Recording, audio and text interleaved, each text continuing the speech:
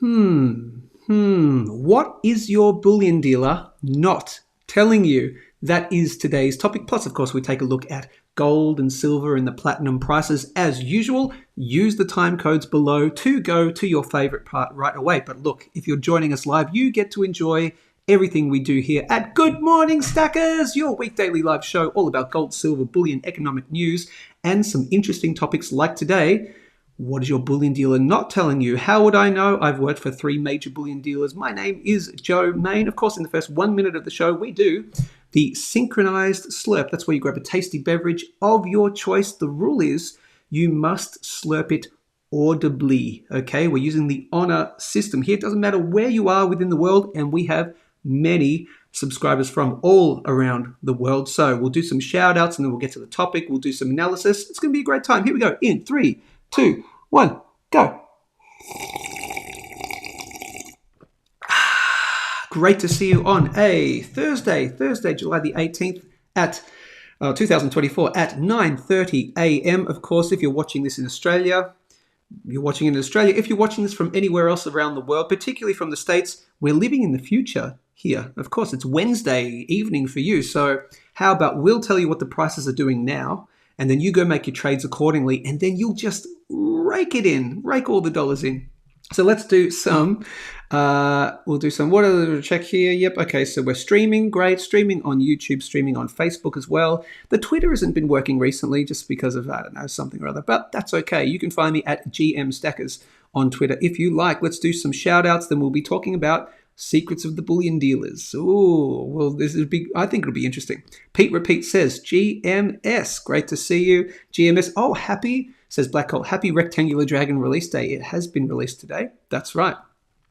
Christian Yo says GMS with a rock sign. I know the rock sign very, very well. Mark Florida says GMS. Daniel Vitnell says, top of the morning to y'all. Top of the morning to y'all. Fiddly dee potatoes. Are you actually from Ireland? Daniel Vitnell. And Daniel Vitnell, I haven't seen you on the show before, so welcome. What I need to do, give me a second. I thought it looked a little bit... Come on. There we go. I've got my ring light going on now, a little bit better for the lighting. So welcome, Daniel. Everyone, welcome Daniel to the channel. Of course, this is the GMS family, and we say GMS for Good Morning Stackers. 434 subscribers now. Don't forget, we're doing a giveaway of a Jekyll and Hyde, I always want to say Jekyll and Hyde, Jekyll Island silver coin. We'll be giving that away when we hit 500 subscribers. So we'll do an entry form. So if you're one of the first 500 subscribers, then you enter the actual thing as well. Then we'll do a draw and you may get a free ounce of silver. You may need to pay shipping if you're international. So I got to think about that one because international shipping could be a lot, but we'll figure that out. Of course. So welcome, Daniel. GMS, have to catch the replay. No problem, mate. We will do that. Let me just do that so I can adjust the lighting a little bit better. I don't like that lighting, but that is what it is. Christian, you're top of the morning. Who's blah, blah, blah. Rock hard this cold weather. Yes, mine sure are. They could cut glass. It's very nipply at the moment. Ray M, GMS, everyone, liking the look of the new dragons. We will do a dragon look today too, because you know what? I haven't even seen them this morning. So I will take a look at them. Morning all, says David Williams. Lance is in the house. GMS. Nakas O'Reilly. Jojo. Yo-Yo. Hazard, good to see you. GMS. 5-minute raw. You've joined the live stream. Congratulations. I've seen your couple of comments. And hello from Seattle. Never got to Seattle. I lived in New York for a year. Manhattan, Queens, New Jersey, just over the bridge, under the tunnel, I should say. But I never got to Seattle, unfortunately. A lot of places I didn't get to see. Greg, GMS. Greg C's back. Yeah, I'm at... Oh, okay. Danny Vitt. Oh, of course. I'm putting the two together now. Okay, you've changed the name. Okay, you've added your extra thing. Of course. G'day, Danny. You're a regular. Great to see you, mate. The Don is in the house. Great to see you. GMS. 5-minute raw says, tracking the predictable movement of God's money. Yeah. So The dragons are gorgeous that released today. Give me 1 second. While we're on it, just give me a second and I will have a look at that. Perth Mint will do. Of course, happy to, I'll plug anyone basically, but we'll also quickly tell you about Perth Bullion Exchange, which is not the Perth Mint, Perth Bullion Exchange, my brand partner. But let's see, Bullion, let's go here, Bullion Silver, and let's go minted bars, silver minted bars, and we'll do this right here. Let's take a quick look. Luna, that's the Lunar Dragon. Are they not released on Perth Mint just yet? Come on, that makes no sense. They're a minted bar. Oh, maybe because they're a coin technically. Give me 1 moment. Technically, they're coin. Technically, it's a coin, so it might be actually in the coin section because it is a coin, rectangular coin. Are they not on the Perth? Oh, because the Perth Mint aren't open yet. So let's take another look. Let's see. Let's try this one. Give me a minute, guys. Again, use the time codes below to go to the part straight away. But again, if you're watching live, suck it up, people. Let's see. I'm just going to check another website and we'll do Dragon. Let's go with that. No, they're not coming up on that website. Out of interest, where are you seeing this? I'd like to know. I'll get rid of you and I'll put you back to there. Where are you seeing the design? Who's released the design? Is it through an email or something? Let me know. Let me know that. We'll come back to that. Okay, the pics have hit the net. Okay, Google should have pics already. All right, give me a sec. We'll go 2024 rec. Isn't this riveting stuff? Rectangular, dragon, gold, and silver. Upcoming bullion releases, images, by quarter, 2024. Okay, golden. All right, this is coming from there. Okay, gold and silver 2024 dragon bar. Okay, so we'll do that one. Cool. All right. So this is coming from, and I'll share that screen in just a second. Upcoming. Yeah, they're not going to share their thing with me. That's fine. And I've at least got the silver. I don't think I've got the gold, but that's okay. We'll look at the silver one. Let me just show you that. This is coming from Gold and Silver Bullion Canada. Okay. 2024 Australian Dragon Bar BU. Okay. Let me share the screen for you. And let's take a look at least at the silver one because we really care about silver, really, don't we? This is the, apparently, what's that? Okay, I don't want that. Oh, actually, if I do that, then it goes to there. And they may have the gold one too. But this is the 2024, apparently, rectangular dragon gold bar right there. Gold, well, coin, silver coin, technically a rectangular coin. Let's look at the design. That's pretty cool. And it's got the P125. Right there for the Perth Mint mark for the 125th anniversary. Yeah, that looks pretty nice.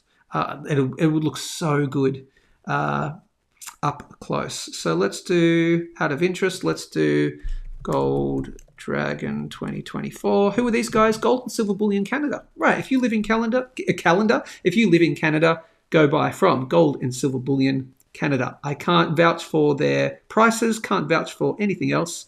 Except they exist. So that's pretty much it. I don't think they have the gold out yet. Okay, so there you go. So there is the first look at the silver dragon right there. Let me get rid of you. Let me get rid of you and you and you.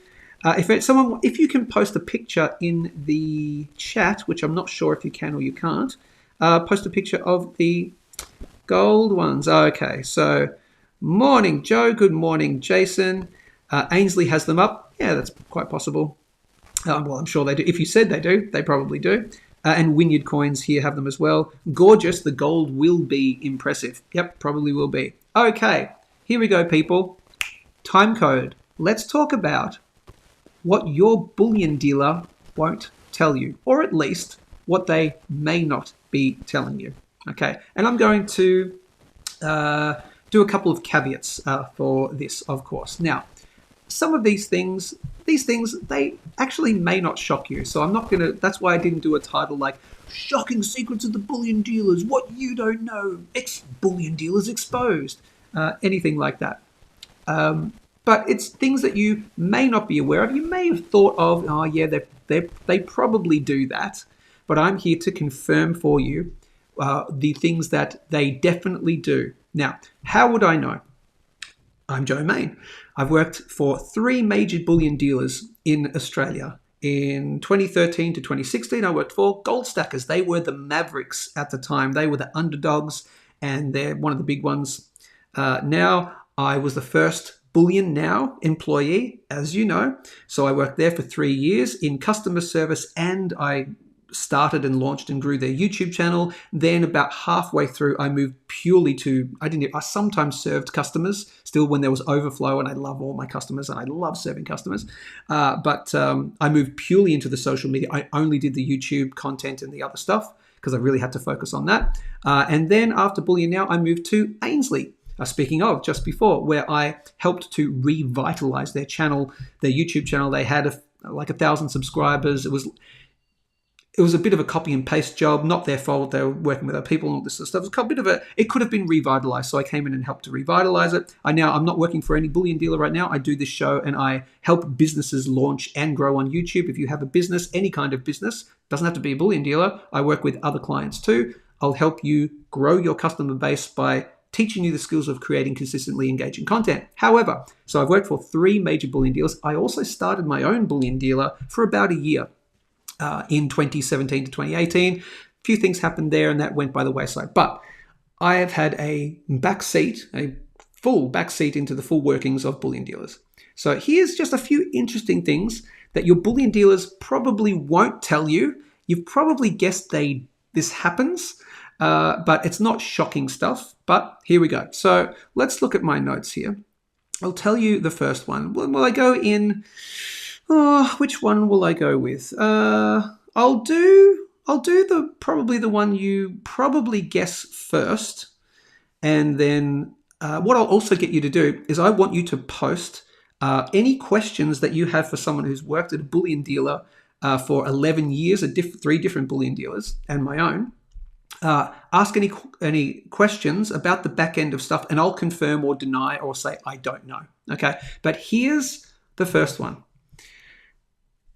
And I think I don't think it's too shocking, and I don't think you should be shocked, because bullion dealers are human, and human beings are run by incentives. So I actually don't think this is a bad thing, but I am going to let you know. You've probably guessed this.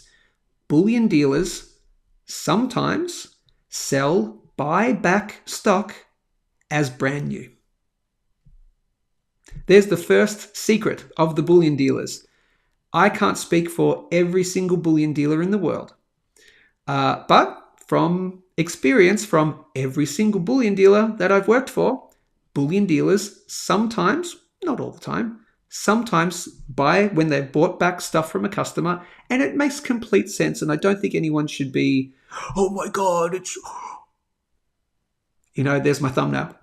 I don't think anyone should be shocked about it. Sometimes, let's say a customer brings back, I don't have one on me, but let's say, for example, what's this?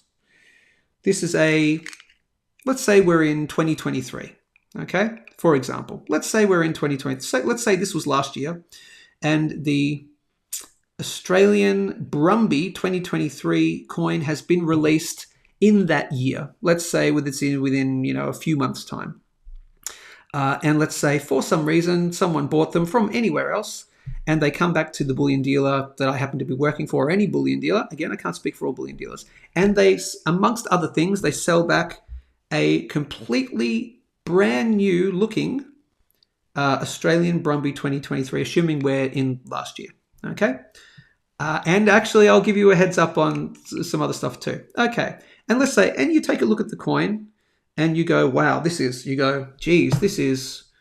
pristine condition. It's never been out of the capsule. And in particular, the capsule has no blemishes, no scratches or anything like that. And depending on the bullion dealer, you might get spot price for it.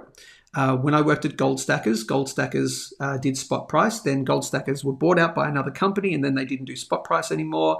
I joined Bullion Now. Bullion Now started doing spot price. Bullion Now still do spot price, and Perth Bullion Exchange are the second business in Australia to offer spot price. So there are two businesses in Australia that offer spot, but most of the time you're probably going to get less than spot.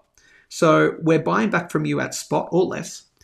And there are going to be times where we see this, and let's say, it's 2023, so we're still selling the Australian Brumby coin. That, my friend, is most likely, I can't speak for all bullion dealers, but most likely going in the new pile. Okay? And if you come into the store and say, hey, I'd like to buy a brand new Australian Brumby, there's a potential that it's brand new. Like, it's, you know what I mean? Like, you got to use your common sense on it. So don't be shocked about it, in my humble opinion. Some of you can do what you want. But I think that's okay, because we won't just, obviously, and I still say we, even though I technically don't work in the bullion industry, but I'll say we because it's in my blood, it's in my brain. We will look at that and go, look, there's no scuffs, there's no scratches. It looks exactly brand new. Who's it harming? It's not harming anyone. And the fact is, we can make a little bit of extra money on that. That's good for us because that keeps us in business, the bullion businesses, and then you still get bullion businesses to buy bullion from, okay? So this is true for any product, okay? Again, I can't speak for American bullion dealers. I can't speak for all the other ones that I've never worked for. I'm going to give you the human incentive 99% guarantee that every single bullion dealer in the world does it. And it's not a big deal, in my humble opinion, but this is true for any product. In particular, here's a bit of a secret. In particular, this was true for when the Perth Mint Kilo bars were still the classic bars and they didn't bring out the brand new bars. So before the new type of kilo bar, you had the classic one, which is now called the classic one. And as you know, the Perth Mint bars immediately generally come from the mint they used to come from the Perth Mint in not great condition, because if you didn't know, and I've explained this to many customers over the years, let's show you. They come in a box. Give me 1 second. It's not just like this box, but I'll give you an example. Right here, if you've ever bought a monster box of Perth Mint kilos, right? They come in a box like it's a little bit narrower than that. It's smaller than this, right? But imagine there are 10 Perth Mint kilo bars in here. What happens is this is how they come shipped to us, because if you've never bought in bulk, you wouldn't see them because they get taken out, right? They are shipped. They used to be shipped, I should say. This is back in the day. Doesn't happen anymore because they don't make the classic ones anymore. They make the new ones. They used to be shipped on their side. So 1, 2, 3, 4, 5, 6, 7, 8, 9, 10 on their side with, get this, nothing in between the bars that stopped them rubbing together, that stopped them from rubbing together and scuffing and scratching. That's what the Perth Mint did for decades. I don't know how long since those Perth Mint Classic bars were a thing. That's how they came. They didn't come individually wrapped. They didn't come even with a little plastic spacer in between. They would rub and scratch. So when we would get Perth Mint bars, we would go, oh, here we go. We'd open them up. And also the Perth Mint, don't forget, and I'm not knocking the Perth Mint, because the Perth Mint spend so much time and money and energy on their most beautiful bullion coins. I mean, who spends more time? I mean, come on, the Perth Mint is just an amazing company, right? But they spend so much time in the design and the care and the whatever of their just regular bullion coins that they have treated in the past, not now. In the past, they treated their kilo bars and their bullion bars like basically industrial lumps of metal, where they just get them out, stamp them, chuck them in a box, don't put little separators in, and then you got what you got. So we'd open the boxes, right, and go, you pull out a brand new Perth Mint bar and go, and it's got little scuffs and scratches and that. And so there were many complaints over the years by customers going, this isn't brand new. And we go, no, we're not, this is brand new. We'll show you the box. Let's open a brand new box, a sealed box in front of you. We'd open a sealed box and go, see, have a look. And they go, oh, okay, yeah, fair enough. And I'm bringing up this point because, in particular, we would buy back a bunch of, over from the different bullion dealers, a bunch of Perth Mint kilo bars. And some of them were like really scuffed and you could really tell they're old, but some of them were just kind of like the normal scuffed, right? The normal that you would get from a brand new box. So even with Perth Mint bars, that one in particular, we go, oh, that, I would go, literally, I've done this a million times. I go, or I'd ask someone else, hey, blah, blah, blah. Hey, what do you reckon? And we go, oh, yeah, no, pop that in the buyback. Or we go, that's passable. That goes in the new pile. It is what it is. And I don't think anyone should be shocked by it. And I think it's completely valid because a business is a business and it needs to make money and nobody loses out as well, in my opinion. So that's number one. And again, it happened at all the bullion dealers that I worked for, as far as I'm aware. I definitely, yep, it happened to all bullion dealers do it. Okay, and don't get on their cases. Don't say, is this brand new or did you buy it back? And just take it for what it is. You're going to get absolute brand new quality anyway. In terms of the Perth Mint stuff, the new bars are out now, but I can still imagine. I'll tell you what, the only thing it wouldn't have happened with would probably have been Pamp kilo bars, because, well, even then it might have. But less likely with Pamp kilos because they come with that paper certificate, right? And a lot of the time when you buy a Pamp bar, if you've ever bought a Pamp bar, you get the certificates and you just put them somewhere and you don't protect them and all that. So people would sell back Pamp kilos and go, oh, I've got the certificates too. And we go, okay, well, we'll take the certificates, but they're a little bit bendy, they're a little bit scuffed, they're just like bent and stuff. So it's like, well, I can't sell that as brand new without the certificate, so we just go, okay, that goes in the pile. But sometimes people would sell back sealed monster boxes of Pamps. So actually that is true. We'd buy back sealed monster boxes of Pamps like they've just come from the mint, right? And they could have held them for 3 years. And you go, ooh, a sealed box. Yeah, all right. So you open it up. Yeah, they're fine, cool. The certificates in perfect condition, they're going in the new pile, okay? So I hope you understand it. It's probably not that shocking, but that is the first one.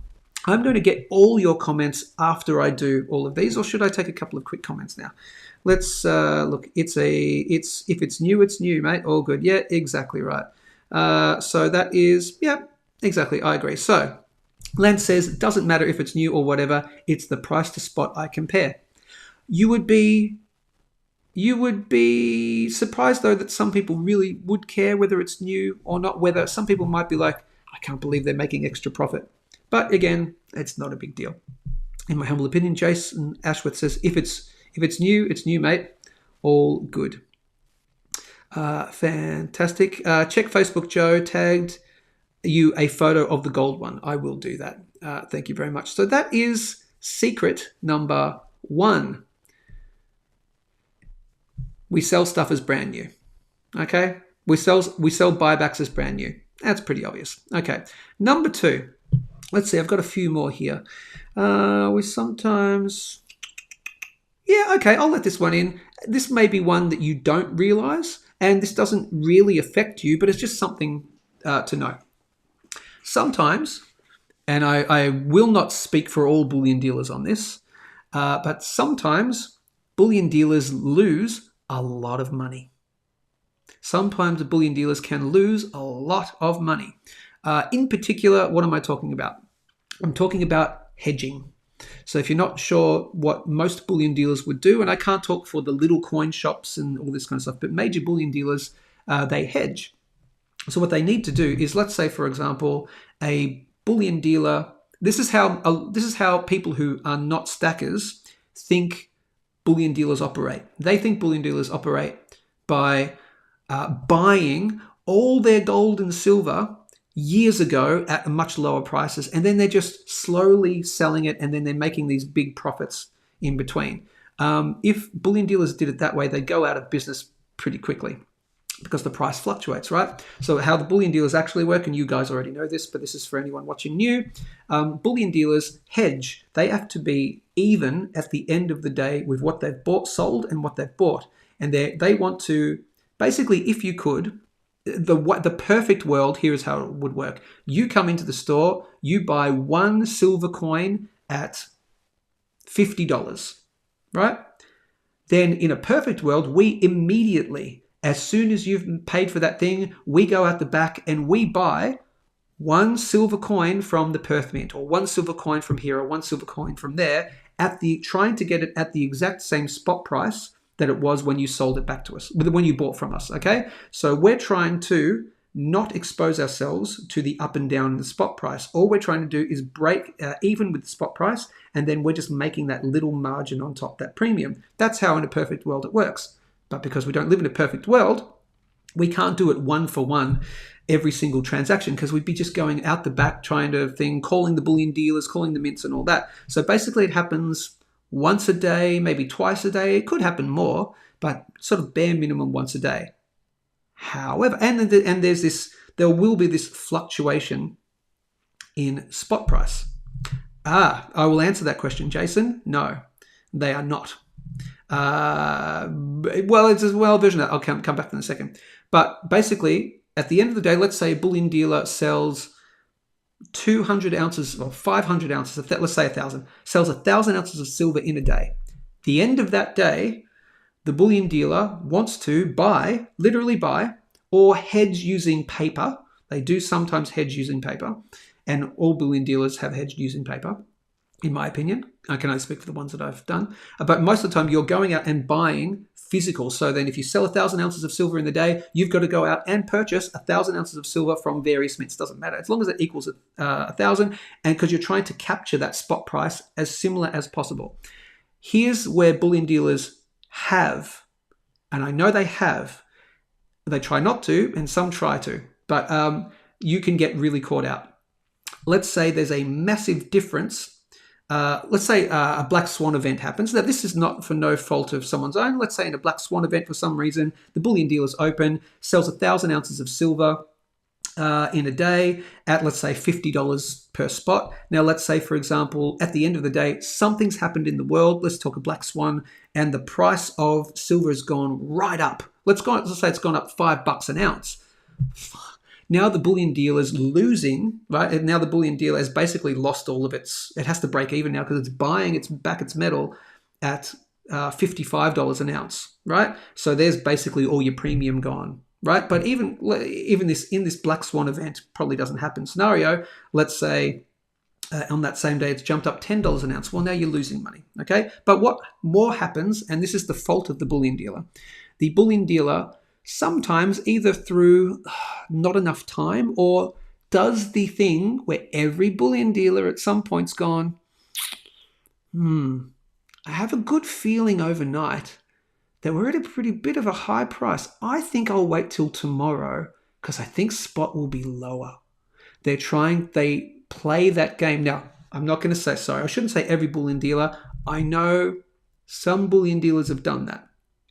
And also some bullion dealers haven't had the time, and it's been accidental. They forgot to hedge that day. Or they'll go, I'll do it tomorrow morning. Not because I hope, because I think it'll go down. It's just, I'll do it tomorrow morning.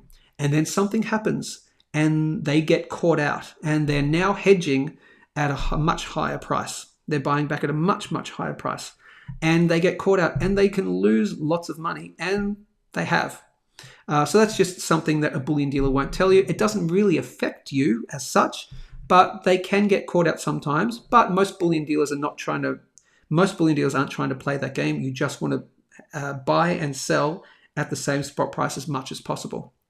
But every now and then, something can catch out a bullion dealer, and I've seen it happen, and you can lose thousands of dollars, right? Now, on the grand scheme of things, they're going to make that money back. It's not a big deal, but they can lose that money pretty quickly if the bullion dealer isn't hedging as soon as reasonably possible. So that's another one. Jason says on that, aren't they doing the same thing as us and dollar cost averaging? Well, it depends on your definition of that, but my understanding is no.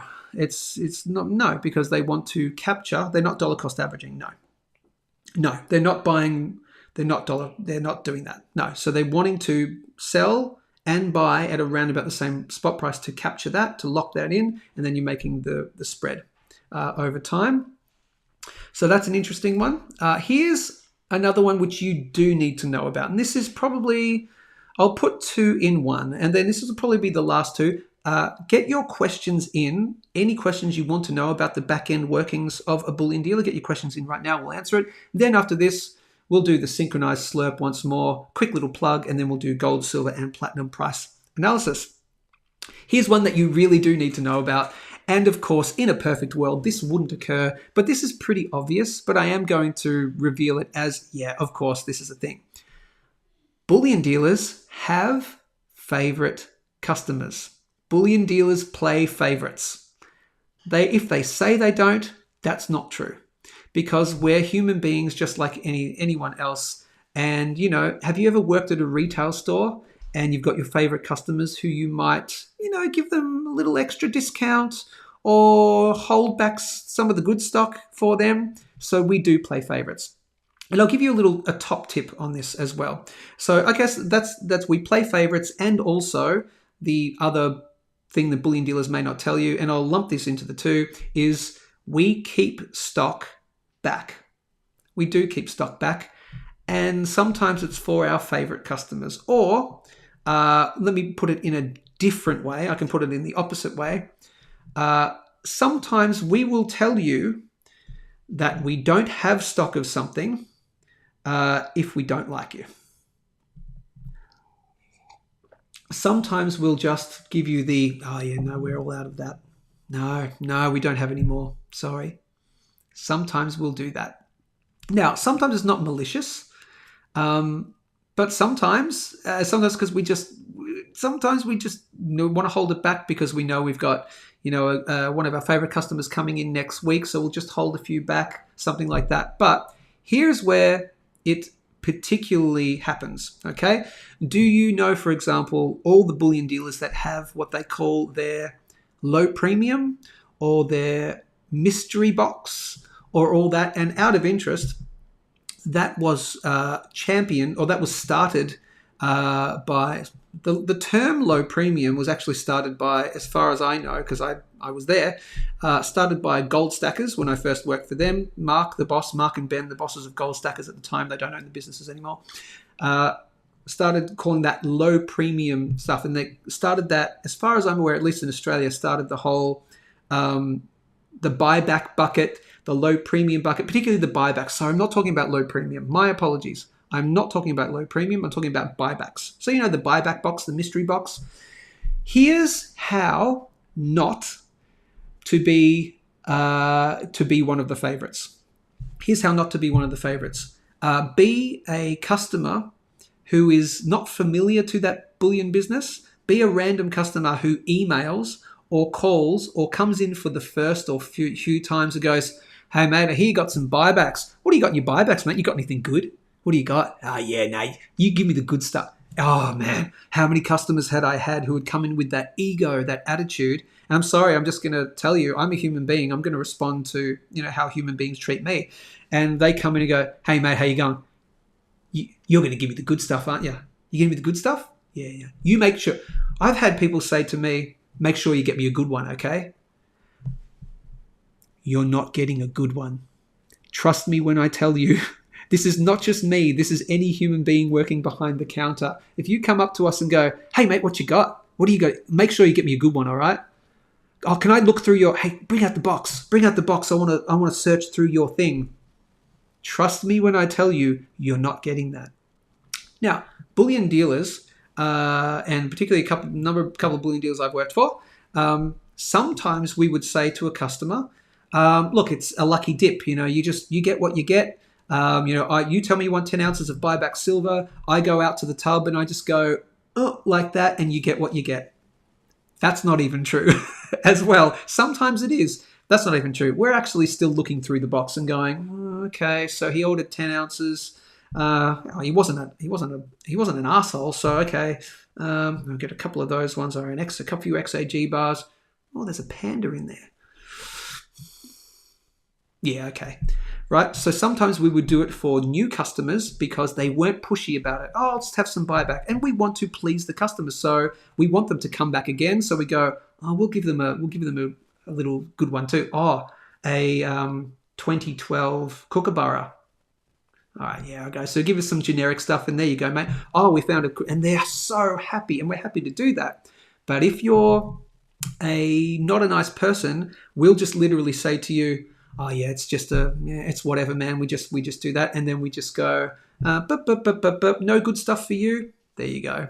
Okay, so this is how to be a good bullion buyer, how to be a good customer. Don't be pushy. Okay. Another thing we would do in that situation is we would say, yeah, look, you can't. If someone comes in and says, mate, what do you got in your buybacks today? Can you show me what you got? And we would say, in that instance, we go, well, again, we can't show you the box, mate. Again, it's a thing.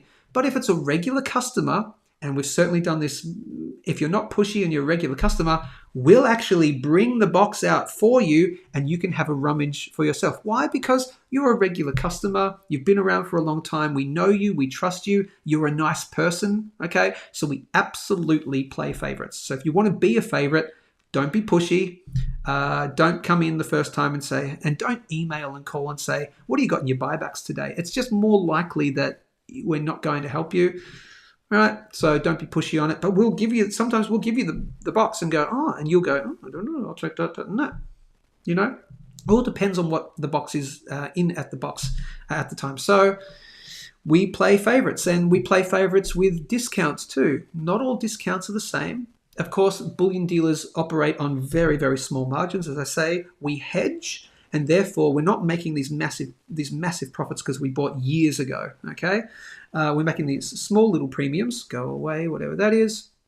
We're not making massive premiums. So when we have volume discounts, you buy 20, a roll of 20, you get it for a little cheaper. Sometimes we might be able to do a little bit better, and sometimes we might do that a little bit better. I've certainly been in places where I've asked the boss, this guy's asking for a better discount. Or one of our great customers will walk in and they'll want to buy 60 ounces of silver, and they get the 20 volume discount, but they don't qualify for the 100 volume discount. But the boss will go, he'll just go, point to the thing, give him the 100. So you get an extra discount because you're one of our favorite customers, you're one of the regulars. So that's my big tip to you. Become a regular at your bullion dealer. Go in, say good day, be great, be nice, and that's pretty much it. So, and we do hold back stock as well. So, for example, and this is the part of this. Yes, bullion dealers obviously hold back stock. For example, if you get the rectangular dragons, for example, when they come into the store, what's going to happen is, a bullion dealer will order 2,000 of them or 1,000 of them, right? A monster box or whatever. Let's say 2 monster boxes. They'll put 500 on the website straight away. They'll hold back, 500 for in-store, but they might also hold back 100 or 200 as not selling straight away. Because what happens, obviously, is because later on down the track, the rectangular dragon might appreciate in premium, and so they can get a bit more money out of it. Okay, so that's probably not shocking, but bullion dealers hold back stock as well. So we hold back stock for that reason. We also hold back stock from customers if you're not being a good customer. Okay, and that's particularly with the buybacks as well. When we're picking stock, if we're picking brand new stock, now as you know, sometimes brand new stock is not always exactly the same. There might be a Brumby that has, or whatever, pick anything that has. There might be one that's slightly looking a little bit better than the others, and you may or may not get the one that looks a little bit better than the others, depending on whether you're a nice customer, whether you're a regular, or how you've treated us. And that's just human nature. Okay, so it's probably something you shouldn't be shocked of. So those are the three major ones. If I think of any others, I will let you know. But yeah, bullion dealers sell buybacks as brand new. Almost every bullion dealer is going to do that. It's not a big deal. We play favorites. Yes, of course we play favorites in all those ways. We hold back stock, obviously, but sometimes we get caught out and lose a bit of money with that hedging thing. It's not a usual thing, And there's no bullion dealer that's generally going to go, haha, I'm going to wait for, I bought it $50 an ounce. I'm going to wait, and I'm going to wait a week. God, can you imagine that? That would be the worst thing. I'm going to wait a week to see if it's gone down a couple of dollars. Bad move, and you can quickly go out of business. So go up, because you're waiting for it to go down, because then you'd win out, but it could go up and you could lose the other way. That's why we hedge. That is it. Let me know your comments. I'll do some comments on that and get your questions in for me as a previous bullion dealer working for a bunch of different ones. And then we'll do some gold, silver, platinum analysis, and then we will get out of here. Jason Ashworth says, yeah, no, I understand after you have explained the hedging. That's how hedging works. Desi says, hey, everyone, finally made it to the live stream. Great.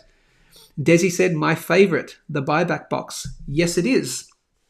Yes, it is. I agree. Buybacks, best choice for value. And again, if you're one of our favorite customers, or at least you come in and don't be a bad customer, you'll likely get a couple of gems in the buyback boxes. But just be aware, that's what you got to do to get the good stuff. Okay? And trust me, there's good stuff and not good stuff. Now, sometimes a bullion dealer will say, because it's literally true, there's no good stuff in the buybacks today. And that could be true. It could be just mostly generic stuff. But, coming in, and this is what really annoy us. This would annoy us. It'd annoy me and annoy others. Where someone would come in, buy some other stuff, and then go, your buybacks too. You got anything good in there today? And then if we say, oh, no, they go, okay, don't worry about it then. It's like, just buy the silver for the silver content. Like, do you know what I mean? But if you're a good customer, you get the good stuff. So that is secrets of the bullion dealers, what bullion dealers will not tell you. What I'm going to do right now is, of course, you need to know all about my brand partner, Perth Bullion Exchange. The first bullion dealer in Australia to offer free shipping on any kind of quantity discount. No other bullion dealer has offered free shipping for buying any kind of quantity. Buy a tube of silver maples, you would still have to pay shipping of any other bullion dealer. You still got to pay shipping. No. At Perth Bullion Exchange, you buy a tube of maples, you get instant free express sign-on delivery Australia-wide shipping. It might go via toll, it might go via Australia Post, it might be a couple of different methods, but it's always going to be express, as far as I'm aware, unless there's changes, from Perth Bullion Exchange Express, sign-on delivery, and all that good stuff. All right? First bullion dealer in Australia to offer that. So they are my preferred brand partner, and out of interest, if I type in the word special, they have their special this week, happens to be on 1/10 ounce gold and 1 ounce gold.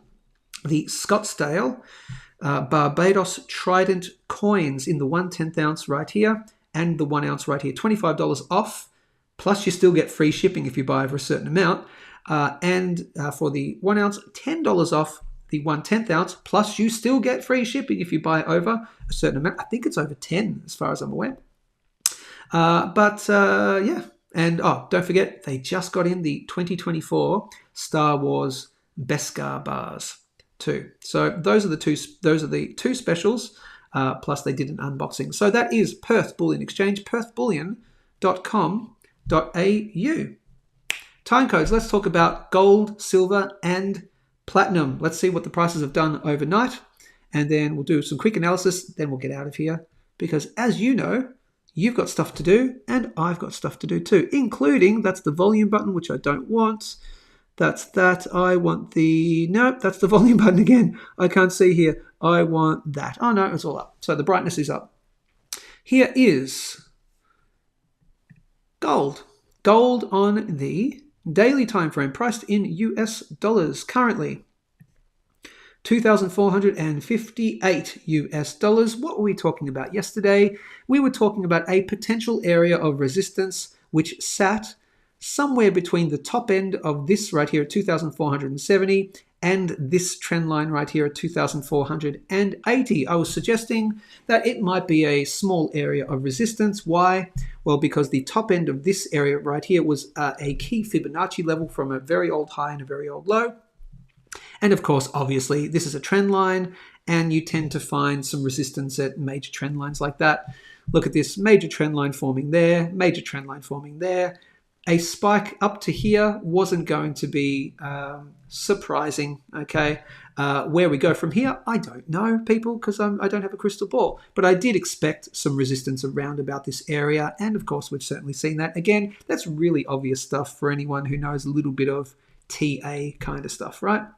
A little bit of TNA right there. So let's take a look at the relative strength index to see what's going on here. Relative strength index, of course, measures when you go into periods of, extremely oversold, or you could say extremely undervalued, if you want to put it that way, and a little bit and extremely overbought. So there's just been a lot of buying recently, which says the sellers will take control eventually. Okay, so you can very clearly see right here, we went into, just out of interest, we went into extremely overbought, and we had a little bit of period of consolidation here. Then we had a double top on the extremely overbought on the daily time frame on gold in USD. That's when then we had that spike, and then a longer consolidation period where we found that low of 2,280 roughly, and you can see that coincides right here. So we go through periods of extremely oversold to extremely overbought, and we always go up and down. Always happens because the price goes up and down. Duh. But in recent times, we did break through. No, that's not a trend line that I'm looking at. Let me get rid of that. We have been in an uptrend in the relative strength index, so it's been creeping towards extremely overbought. We're just in sort of the higher range of overbought. We're in kind of still the mid-range. We haven't got into extremely overbought yet, which tells me that we've got room to move. We could have a little period of consolidation here, or we could just sail through it. So I'm not going to say definitely going to break this trend line in the next couple of days, or definitely going to see a move down to a support level. I don't know, because I'm not a soothsayer, all right? No crystal ball. But let's look at the potential support targets and potential resistance targets. That's all we've got to do. But it's looking, I must say, it's looking positive that we aren't in extremely overbought yet. And we'll take a look at the weekly and the monthly as well. But we do have this trend line to contend with. We've contended with it once. I would imagine that if we do contend with it a second time, actually, watch out for the double top. Okay, do watch for that. Probably more likely if we spend, here's what's more likely, in my opinion.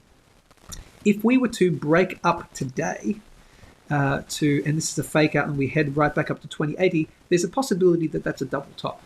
That's a possibility that there's a fake out there, and then we see a double top and just back down for a little bit.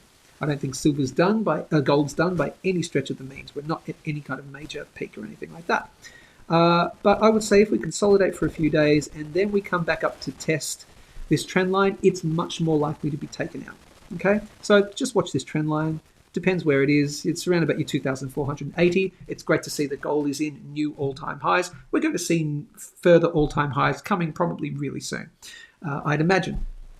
But just bear in mind, we are at the getting towards the top end of the overbought territory here. Haven't hit extremely, and we've had such a good rise, good few. So 1, 2, 3, 4, 5, 6, 7 out of the last 7 days.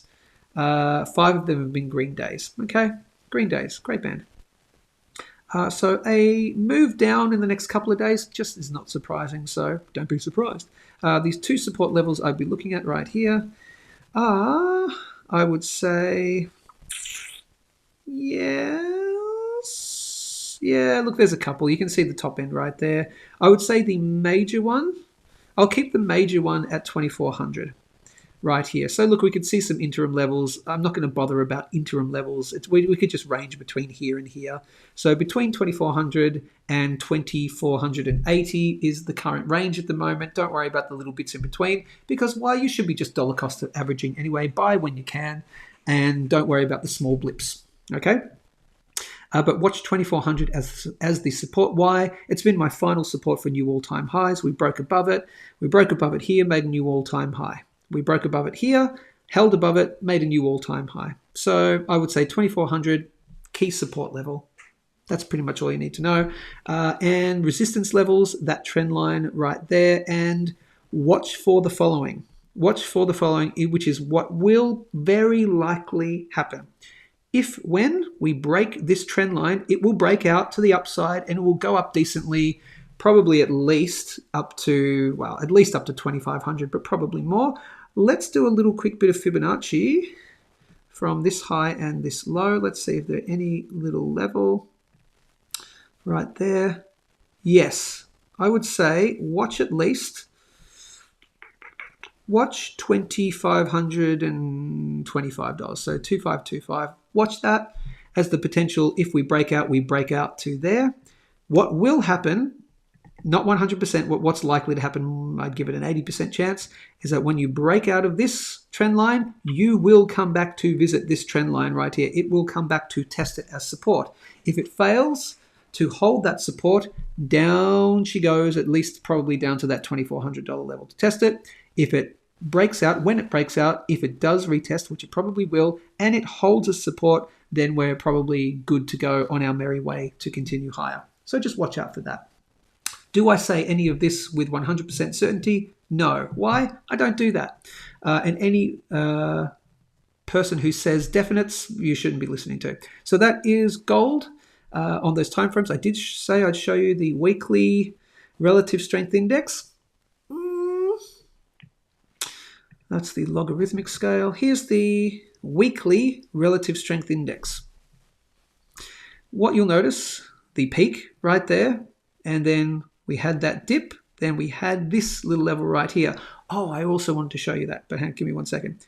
And it looks like a little bit of a head and shoulders, right? Left shoulder, head, right shoulder, and then it did break the neckline, so we found a fast move down, which is almost pretty much a measured move from about there to there, close enough. We found support at this relative strength index level right there. Now we're back right at the top end. Where is my thing? On the relative strength index, we've broken through, okay, broken through the yellow average, good to see, but we're now back at the very top end of getting into extremely overbought. Even on the relative strength index, you've got to watch out for technical analysis patterns, in my humble opinion.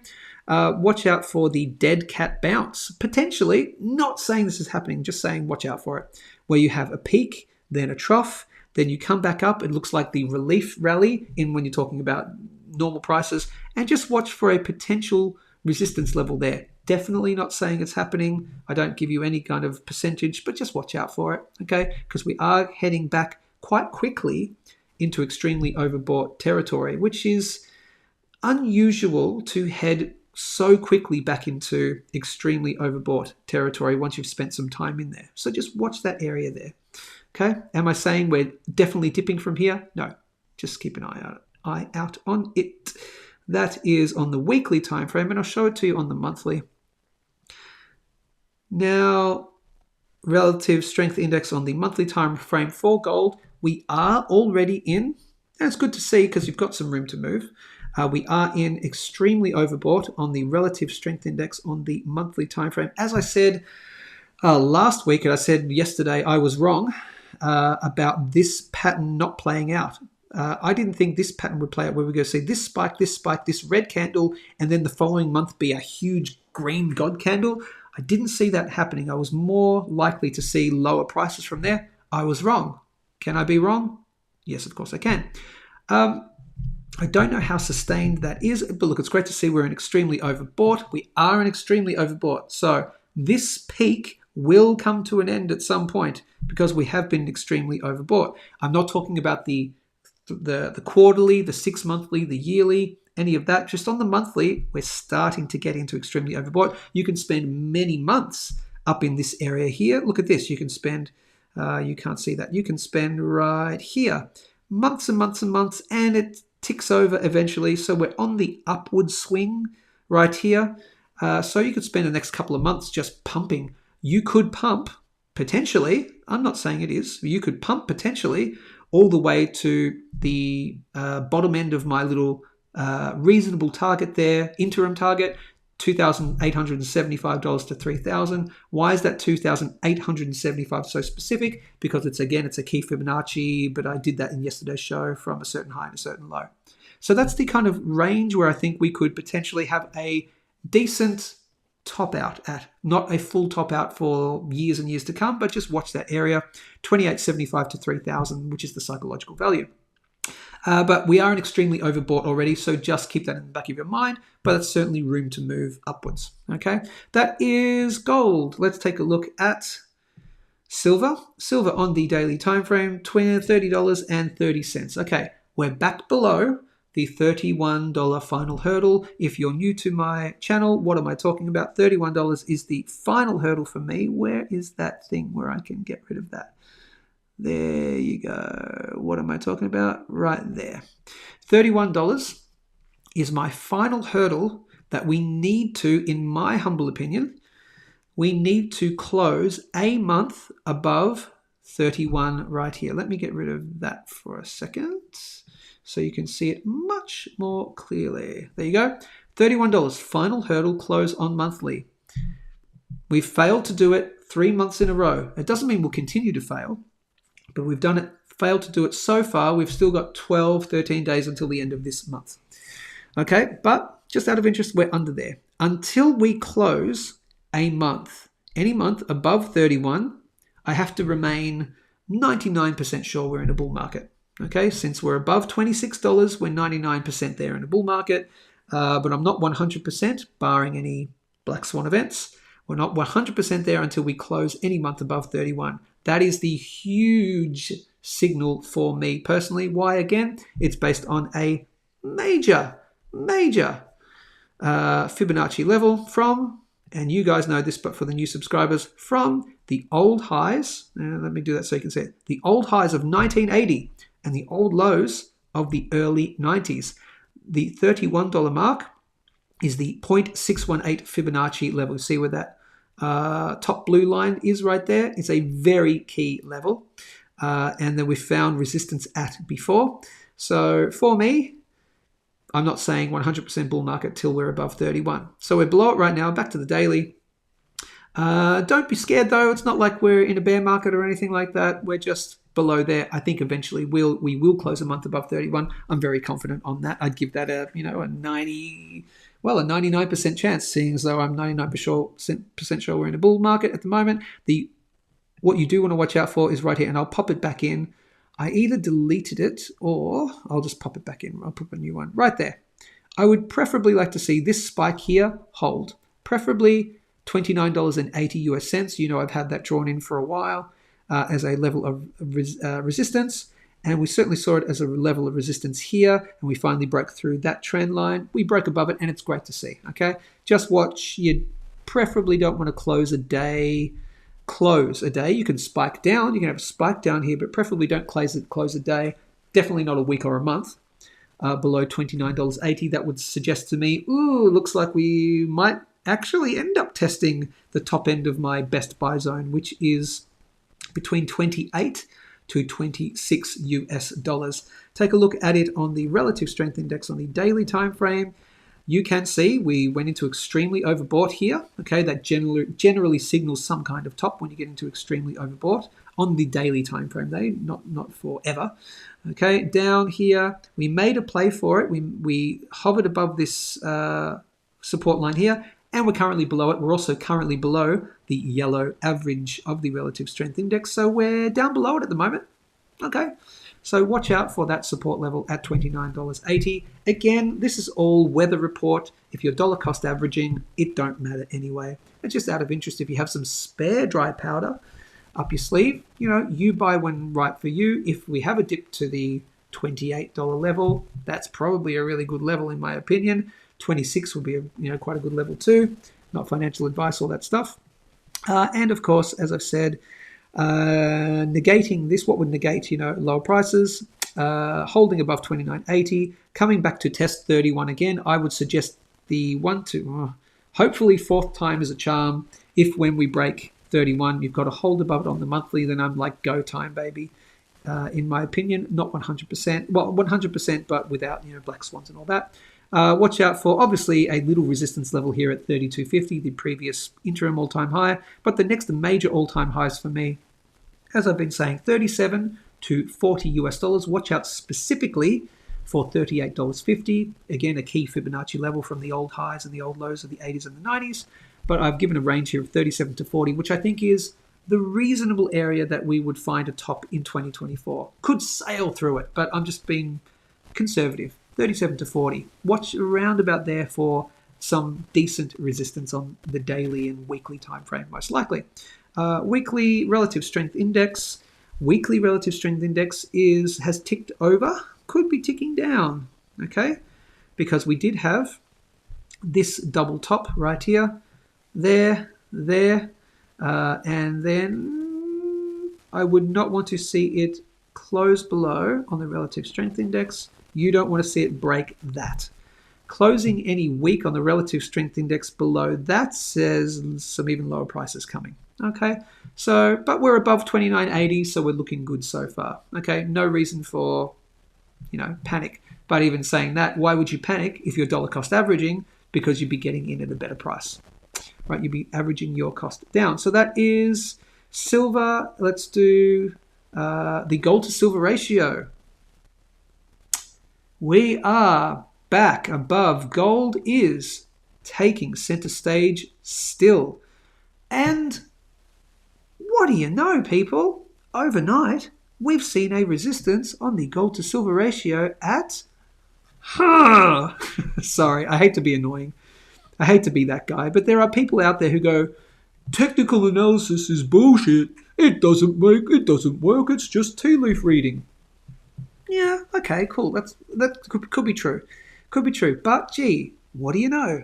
On the gold to silver ratio, and again, you're not playing the gold to silver ratio on this kind of time frame anyway. Why would you? You're buying silver or gold at a certain thing and you're waiting months and years to swap you may not even want to swap your gold for silver or your silver for gold. But if you're one of those people who's playing the gold to silver ratio to buy silver and then swap it for gold when it goes down later on, this is something you need to keep aware of, the gold to silver ratio on the longer term time frames. But technical analysis works on, I think, the lower term timeframes, but it also works very much on the longer term timeframes as well. So this is why watching the intraday, why watching the daily technical analysis, the smaller timeframes, helps to inform you of the larger technical analysis on the longer term timeframes, right? I'm just giving you proof of concept that technical analysis does work, because it doesn't work all the time, of course, but it can work. What do we see? It found resistance, a spike at the previous resistance level at 81 point something. I have this line drawn in for quite some time. What did I say? We were in here. I said if we break out of this, then we would continue up. We broke squarely through here, and we found resistance right there. Okay, so gold has been taking center stage. I still think silver is king. Silver is king against gold over the longer term. This is just the sort of little blips on the way. So gold is, taking center stage against silver. Again, both gold and silver could be rising, so you're still making bank potentially with your silver investment over time. It's just one might be outperforming the other. Okay, obviously. So just watch out. There's a little resistance there. If we punch through it, if we make a play to punch through it again, we'll probably punch through it this time. And then we'd be looking at gold coming up to resistance at this uptrend line here, or probably at this level. So I'd say anywhere between this resistance level of 83 point something and probably up to this major uptrend line right here. So gold definitely taking center stage at the moment. Silver had its time back in May of this year. It was outperforming gold, but gold's just taking a bit of it back right there. So watch for that area there, though, as an area of resistance. Could potentially coincide right on the money there at around about the end of this month. Around about the end of this month, you could find gold having resistance on the gold to silver ratio, and then silver possibly heading down where silver takes over again. But if you're dollar cost averaging, it doesn't matter. We just all want to see our relative wealth go up anyway. So it's only for these people who are playing the major gold to silver ratio out of interest. I still think, and I do believe, see if you take a look at the big picture here, I think silver, look at that, we're not even anywhere near there. We're not above this uptrend line. So this could be the relief rally, and then we tick back over and head back down. I think silver will outperform gold over the longer term, in my opinion. And my big one to watch out for is the halfway point, the 50 mark. You got to watch out for these levels here, but the 51 is where I would personally consider swapping a bunch of my silver for gold. A lot of people say, no, I'm not doing it until we hit at least the 32 region, or 20 to 1 or 10 to 1, or where it naturally comes out of the ground is like a 1 to 8 ratio. I'll just play it a bit safe, and I think that 50 level is probably a good level to watch out for. On the gold to silver ratio, that's gold to silver ratio. And lastly, let's take a look at platinum. Then I'll answer any of your further questions and queries and comments, etc., and then we'll get out of here. Platinum.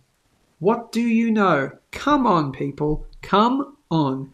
Tell me that technical analysis isn't a thing. It is a thing because it measures psychology. Okay? And it works on shorter term frames and on longer time frames. Where did we spike up to yesterday? We had a spike basically bang on this downtrend line right here. What am I talking about? This is a downtrend line from the Fibonacci level right here, from this level when we peaked in February of 2021, 1,340 US dollars, happened to be, gee, what do you know, a key Fibonacci level from a very old high and a very old low. I'll show you that in a second if you want. So it was major resistance right there. This is the other long-term downtrend line. We came up, we finally formed a second peak right there. That formed this downtrend line. Okay, we made a play above it. It was a failed move to hold above it, failed move to a fast move to the downside, and then out of interest in the last couple of weeks or so, we found resistance at that downtrend line, failed move to close above it. We just found resistance yesterday at that downtrend line right there. This thing is a thing, okay?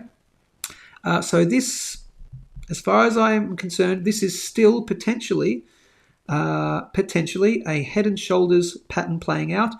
Not until we are above and we close any day above this downtrend line right here will I say that the head and shoulders pattern is not going to play out. Maybe if we spend, I won't say only, if we spend another 7 days, if it gets to the end of the month and we are still ranging within this level here, then maybe that's enough time to say, well, that's not looking like the right shoulder anymore. But no, I just have to say right now, the head and shoulders is still in play while we are below this downtrend line right here. Breaking up and closing any day above it tells me, oh no, no chance. And then it actually informs me, because that's an invalidated head and shoulders pattern, we're going to go in the opposite direction. So then we'd be getting into the excited territory between here and here. I get excited for platinum. Anything above 1,115 to 1,120. We close any month above that. Final hurdle on the monthly. Just like silver, I say, bull market, baby, we're on our way. And then we'd be talking about the much higher prices out of interest. I'm not saying it's going to do this, but when we do close, because I just want to give you some optimism as well, when we close any month above that $1,115, $1,120 mark, that says to me bull market. And then I will be saying, okay, watch out for the next resistance level here based on these highs and this old low. So the old highs of 2,300 in 2008 and the old low of, I call it the old low of 750, by the way. I discount this low. Why? Because it was the Black Swan event of March of 2020 low. If it didn't occur, you would have seen this as a level of support. And so far, after posting this spike down, this has still remained as this has still played out. So I don't count that, okay? So this is my opinion. You can have your own opinion. But the next level to watch out for would be 1,340. The next major Fibonacci levels when we go into a platinum bull market, if we close, above my final hurdle. The next one to watch out for, 1,525 US dollars, previous area of resistance right there. The next one, the 618, you really got to watch out for 1,700. The one after that, 1,900, and then of course you've got the all-time high. Moving from the all-time high, and I'm talking blue sky thinking just for a second. The next major levels, and this is years down the track probably, okay, if we go into a platinum bull market and if we break above the previous all-time high, watch out for 3,250 and one of the big ones, 4,800. Am I saying it's going there? No, No, I'm not. But just watch out for 4,800 in those. That's if we go into a bull market. That's just pure speculation based on old Fibonacci highs and lows. We're nowhere near there, so don't get your hopes up, people. That is gold, silver, and platinum. I will say, in regards to platinum, on the relative strength index, we are trending. We haven't broken support there, I think, so looking positive. Okay, but we're in the whatever territory for me. So it's like, it's my fickle mistress. It flirts with me. So that's probably what you need to know with that. And watch for the break here. If we break down here, then we come down to 950. If we come down to 950 again, that's probably going to be much more likely a play out of the head and shoulders pattern. And if we break below 950, if we break below here, then it's at least down to here, which would be around about 900 US dollars. Breaking there, well, you're at the top end of my best buy zone between 900 anywhere down to 750. But I'd be watching 840 for the most likely area that we find a decent little level of support if we get down here. I'm not saying we get down here. Just watch out for it. That's gold, that's silver, that's gold-silver ratio, that is platinum. Final comments, any final questions about bullion dealers, secrets of the bullion dealers, and that's it. And I do agree, Hazza, it's time for a slurp of that tea. Let's do it in 3, 2, 1, go. I'm talking my ear off. Still getting over this voice thing. As you know, I lost my voice a few weeks ago. It came back. I went to Singapore, did 2 gigs, and I got through it. And I noticed it. I was probably about 90% better. So it was about a 10% thing. So I had to watch how I placed my voice and things, the mechanics of it. But I got great, and they were great gigs and all positive, but I can just feel it. I'm just a little bit more strained when I talk for longer periods of time, so I've got to take care of that. Let's go back to your comments right here. AKA 47. I spend it. See, this is good. This is the thing you need to know. AKA 47 says, I spend enough that I get to cherry pick all my silver at my little coin shop, and I also get layaway. Exactly. I understand this isn't common. Your bullion dealer may tell you, here's what your bullion dealer may not tell you. Here's another one. Your bullion dealer may tell you that you're the special one, but I will agree it's not common. So it's not more than a 50%. So sure. But I can tell you, your bullion dealer may not be telling you they do it for other customers. There might be 1 or 2 other customers, but I'm not saying you're the one-off and you're special. Certainly not. I'm not putting those words in your mouth, but out of interest, there's going to be more of you, at least 1 or 2 more from your little coin shop where they get the special ones. So yes, we do hold back. That's the thing. We do hold back stock for our special customers. That's another one I could have mentioned. As I said in the bit before, bullion dealers do hold back stock. And for that reason too, because our favorite customers, we know, for example, that when the rectangular dragon comes out or the Australian Brumby comes out, we've got our favorite customers who might give us a phone call and say, hey, and they're being genuine. I can't get in today. I don't have I'm not going to be able to buy for a few days after the release. Is there any chance? And they're very nice about it. Would you mind holding 1 coin back for me? And don't sell it to the public. If that's okay, can you hold it back? And if you're a good customer, we're definitely holding it back for you. So I agree with that. Yes, you also get layaway. Layaway meaning a layaway wouldn't. You mean like pay a little bit for it now and get layaway, and then you're paying it back over time? That's interesting. Have customers? We may have done that for customers as well. But in terms of, can you hold it back? Because I can't get in to buy, but when I come in and buy, I'll buy it at that spot price. Yeah, absolutely. Because we love our customers and we love our favorite customers. We love all of our customers, but some of you are more favorites than others. That's it. But again, if you come in and go, I'm a first-time dealer, I'm a first-time buyer at your company. No one's ever said this, but I'm giving you the extreme version.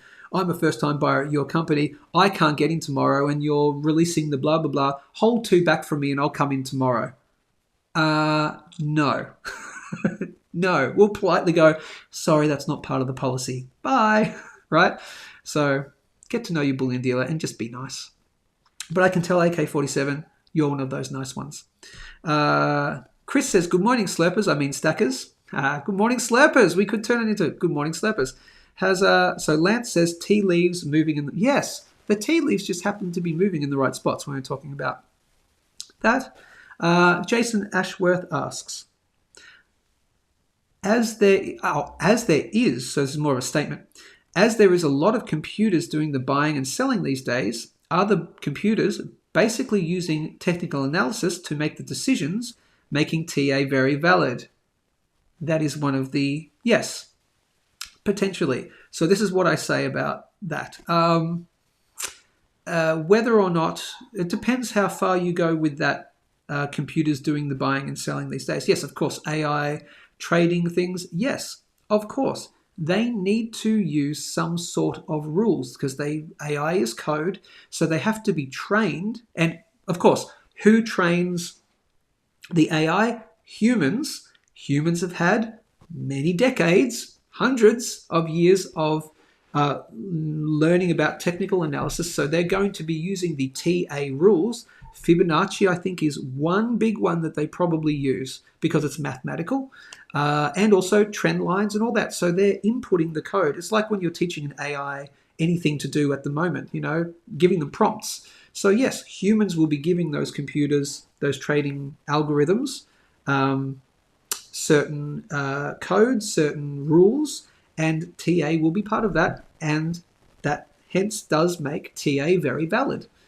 Now, some people go as far as, and if you know Bix Weir goes as far, he's a YouTube influencer, he's been a stacker for a long time, a long time, one of the big ones.